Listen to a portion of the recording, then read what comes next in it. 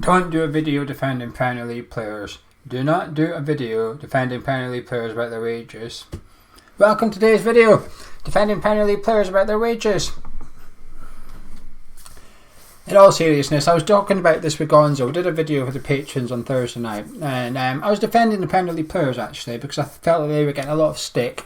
Some of it's deserved, don't get me wrong. I'm not saying they're 100% innocent or anything in this, but I felt a bit of it was OTT, uncalled for. The people perhaps that were criticising them were people I thought, really?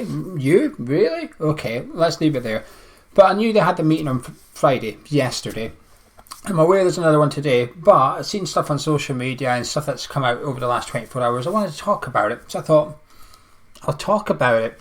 And then I watched the early kickoff today with Jake Humphrey, and I waited for this video because I knew on Jake Humphrey's early kickoff on BT today, he had on Stuart Webber, who is, I think, is the technical director at Watford, not Watford, Norwich City. Sorry, someone very high up at Norwich City. So Jake obviously knows him, Norwich City fan of that. And he came on and he tried to put a little bit of context from our club's perspective, which helped, I think.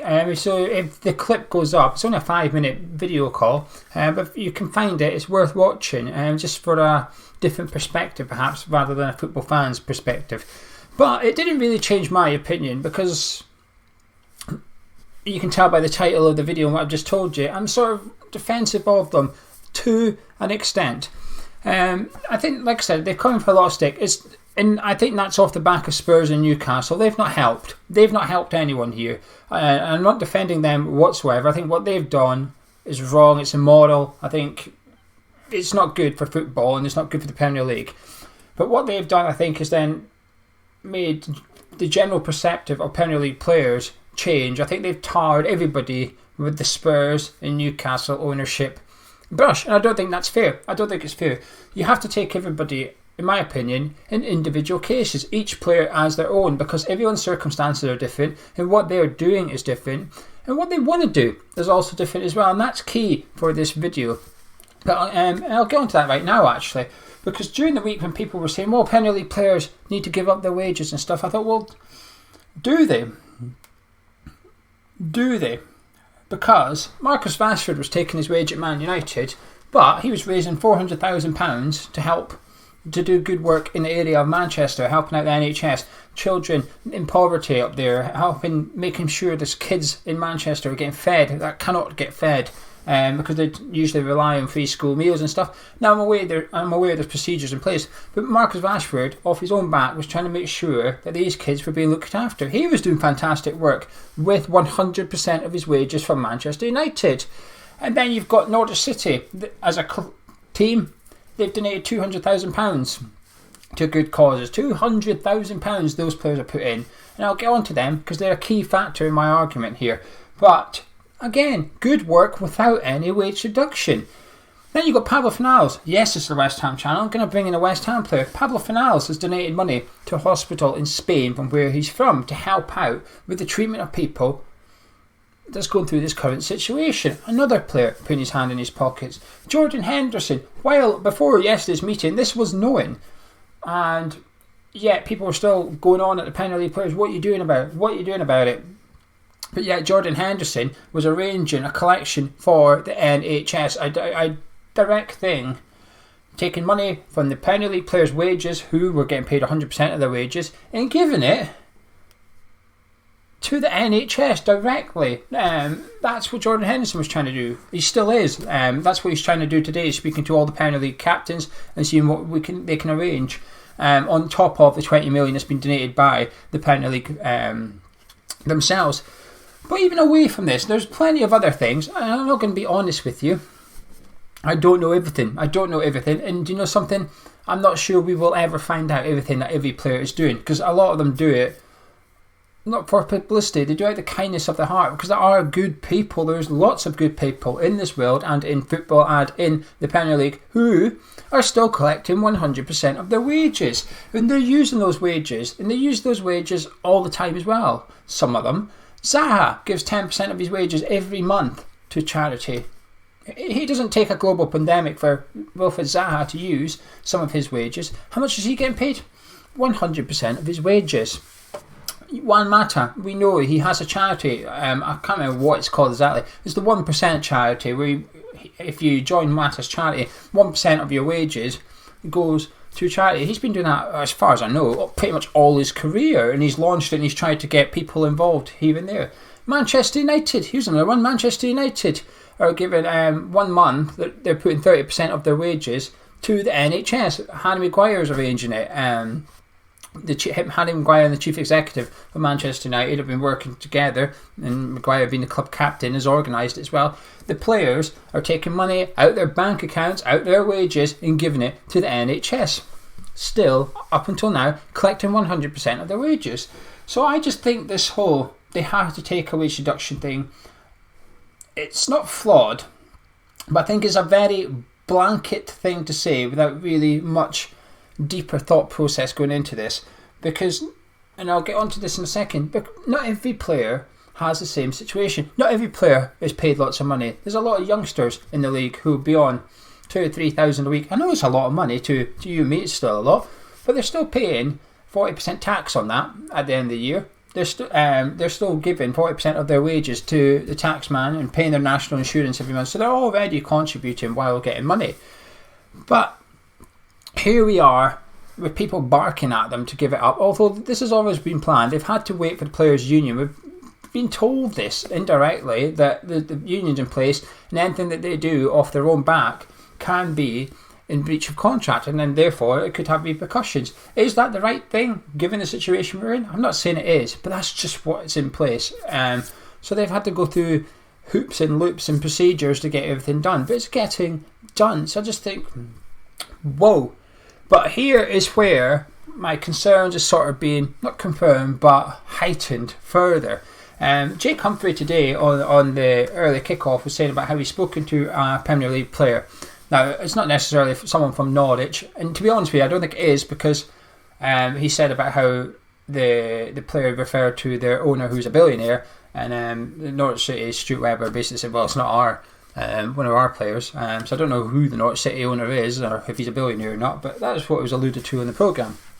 But the player told Jake Humphrey that the 30% thing is, so while they're giving up 30% of their wage, 20% of it is actually deferred, so they will get the 20% back just further down the line, and only 10% is actually giving up, and that 10% is going to the football club. So West Ham players, if Jake's source is correct here, I appreciate it could be wrong, and if so, then just miss this bit, but if you take a West Ham player, 30% of their wage come out, but they get 20% of it anyway, just not yet, so it's to help with cash flow at West Ham essentially. And then the 10% remains in the West Ham bank account, if you like, so it's to help West Ham out. Now, I know a lot of people are going to go, whoa, we can't be helping clubs because they've got rich owners and stuff. And I agree with that to an extent. But Burnley, earlier today, Burnley took what I would call an unusual stance. Burnley, not a club you could really put through controversy. I would say they're one of the best run clubs in the Premier League. Certainly financially, one of the tightest run clubs. The last 3 years, they've posted a profit for the last 3 years running. Their turnover to wage ratio is just over 60%, which is really good, really healthy. That's the figure you want. Your wage ratio, 60%, and that's the magic number. I think they're just over it, but it's one of the best in the Premier League. So they run a tight ship, and they put up a statement today on their official website saying about if the season got null and void today, they would lose roughly 50 million. That's how much Burnley would miss out on. 45 million for TV revenue and 5 million for match day income for the remaining home games they would miss out on. You do have to take that into consideration a little bit, because now Burnley are thinking, well, we've now got a 50 million shortfall here, so what do we do? So 10% would come from the players' wages and 20% would get laid down. And then there's that old saying, well, the owners have to pay it. And I agree to an extent, again.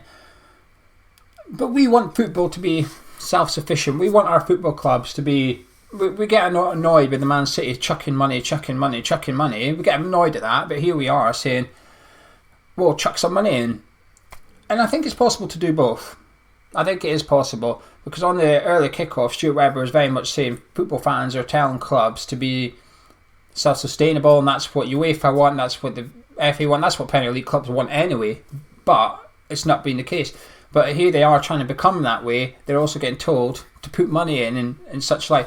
But I don't think it's as clear cut as he was making on in the show. I think it's possible that you are self-sustainable, but this is a one-off scenario. This is a one-off scenario where the clubs will need a cash injection, and it's not to go buy a player. This was my main thing with what he was saying, because when people say, "Whoa, stop, we don't want clubs throwing money in," it's generally linked to buying players. Generally, this isn't that. This is to pay staff. This is to pay the cleaner, the person that works in the shop, the person that makes the tea for the chairman every morning. This is what we want. We want them to get paid and them to get looked after, and that's why we're saying put some money in now. So that was a bit with me. So yeah, the player 30% thing's interesting, because this is where people are saying the players need to do something, and then the 30% cut gets announced and everybody says, "Oh, hurrah, fantastic." But is it? Because it's not going anywhere. It's just staying in the club. So players are now getting paid less. Players who were already doing a lot of good off their own back with 100% of their wages are now going to be doing good off their own back with 70% of their wages, because that 30% ain't going to the NHS. Now, what we have to also remember here is clubs are doing their own thing as well. West Ham, I know, are donating a load of food to the Salvation Army. All the food that was at Rush Green, basically the training ground, all the food from training ground has gone to charity. The clubs will be reaching out and helping.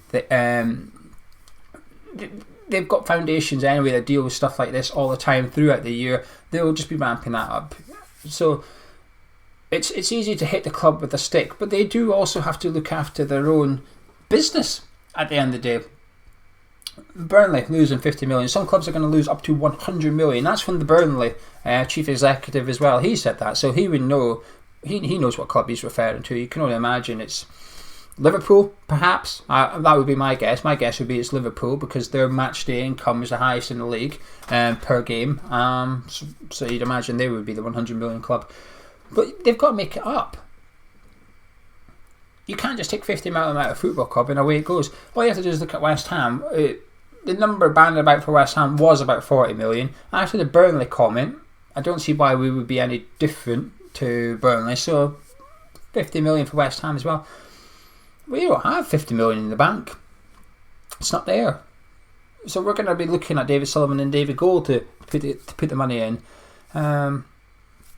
It's not as simple as that. It's not as easy. But this is where I think it gets a bit sticky. Everybody seems to think if we throw a percentage out there and players will give up that much wages, everything will be okay. But every player is different.